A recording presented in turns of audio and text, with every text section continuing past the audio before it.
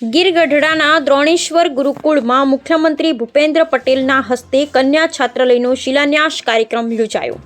મુખ્યમંત્રી ભૂપેન્દ્રભાઈ પટેલે એસજીવીપીના સંત શ્રી માધવ પ્રિયદાસજી સ્વામી તથા મહાનુભાવોની ઉપસ્થિતિમાં અત્યાધુનિક સુવિધાઓ સાથેના કન્યા છાત્રાલયનું આજે સાંજે ખાતમુહૂર્ત કરવામાં આવ્યું હતું।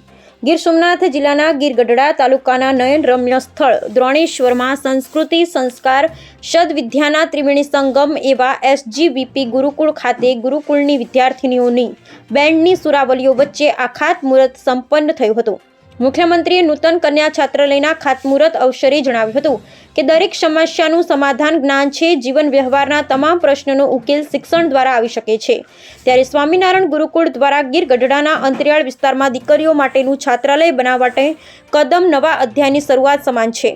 આ તકે સાંસદ રાજેશભાઈ ચુડાસમા, ધારાસભ્ય કાળુભાઈ રાઠોડ, જિલ્લા પંચાયતના પ્રમુખ મંજુલાબેન મુછાર, જિલ્લા ભાજપ પ્રમુખ મહેન્દ્રભાઈ પીઠિયા, કલેક્ટર દિગ્વિજયસિંહ જાડેજા, જિલ્લા વિકાસ અધિકારી સ્નેહલ ભાપકર, જિલ્લા પોલીસ વડા મનોહરસિંહ જાડેજા, પુરાણી શ્રી બાલકૃષ્ણદાસજી સ્વામી, હરિકૃષ્ણદાસજી સ્વામી, ભક્ત વત્સલદાસજી સ્વામી, ધર્મવત્સલદાસજી સ્વામી સહિતના સંતો, મહંતો, મહાનુભાવ અને આસપાસ ગામના લોકો મોટી સંખ્યામાં ઉપસ્થિત રહ્યા હતા। Bureau report Abdul Khanchi, Una.